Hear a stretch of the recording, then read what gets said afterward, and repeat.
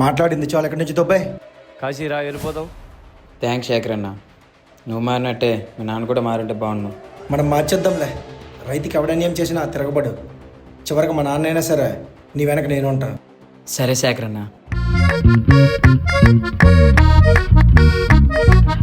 మన పవన్ గుంటట సలహా ఇచ్చాడు చూడు, నేను గుంటట సలహా ఇస్తాను రా.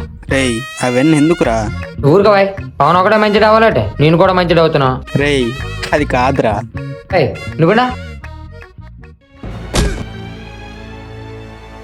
ఊరుగా బాయ్, ఎందుకు కొడతానువా? చిన్న అయిందిరా నీకు, స్కూల్కి వెళ్ళిపోవచ్చు కదరా. మరి ఎందుకు కొడతాను బాయ్ నువ్వా?